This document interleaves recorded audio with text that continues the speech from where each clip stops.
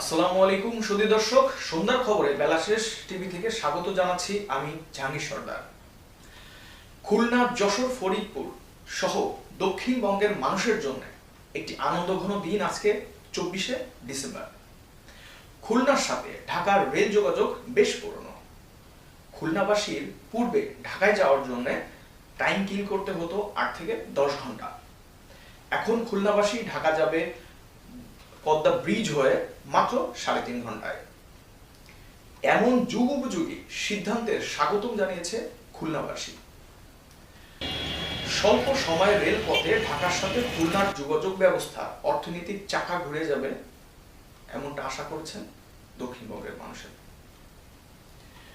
সকাল 6টা জাহানাবাদ এক্সপ্রেস খুলনা থেকে ঢাকা উদ্দেশ্যে রওনা দেয় এবং ঘড়িতে সময় যখন 9টা বেজে 45 মিনিট তখন জাহানাবাদ এক্সপ্রেস কমলাপুর রেল স্টেশনে পৌঁছায়।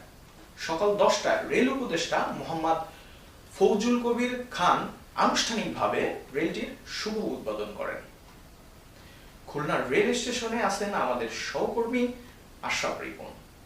চলুন দর্শক, ওনার কাছে কি তথ্য আছে সেটা আমরা শুনে আসি। জাহাঙ্গীর, আপনাকে একটু জানিয়ে রাখি, আমি কিন্তু এখন দাঁড়িয়ে আছি খুলনা রেল স্টেশনের 1 নাম্বার প্ল্যাটফর্মে।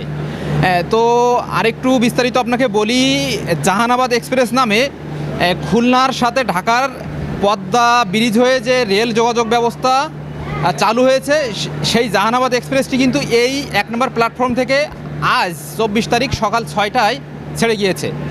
আমরা যতটুকু জানতে পেরেছি 9টা 45 মিনিটে এই ট্রেনটি কমলাপুর রেল স্টেশনে পৌঁছায় এবং সেইখানে আমাদের যে রেল উপদেষ্টা আছেন মোহাম্মদ রেজাউল কবির খান, উনি এই ট্রেনটির সকল উদ্বোধনী অনুষ্ঠান শেষ করেন। এবং আরেকটু বিস্তারিত আপনাকে আমি বলি, এই ট্রেনটি কিন্তু কন্টিনিউ এই রুটে চলাচল করবে এবং বেনাপুলের সাথে ঢাকার যে রেল যোগাযোগ চালু হয়েছে, রূপসী বাংলা নামে একটি এক্সপ্রেস কিন্তু ঢাকা থেকে বেনাপুল এই রুটে চলাচল করবে। আপনাকে আরও একটু বলি, আমরা এই স্টেশনে মানে যখন আপনাকে বলছি, আমাদের পাশে 2টা ভাই পেয়েছি, ওনাদের বাসা যশোরে, এবং এই যে 3.5 ঘন্টার মধ্যে খুলনা থেকে বা যশোর থেকে মানুষ ঢাকা পৌঁছাবে, এই অনুভূতিটা ওনাদের কাছে আমি একটু শুনতে চাই। জি, আগে যশোর থেকে ঢাকা যাইতে 10 থেকে 15 ঘন্টা সময় লাগতো, এখন যশোর থেকে ঢাকা যাইতে 3 ঘন্টা সময় লাগে। অনেক খুশির খবর এটা, আমরা অনেক হ্যাপি আর কি। যে এটা আসলে দেশের জন্য অনেক সৌভাগ্য বা দেশের জন্য অনেক ভালো, যেহেতু অল্প সময়ে ঢাকায় পৌঁছানো যাচ্ছে, এই জন্য ধন্যবাদ।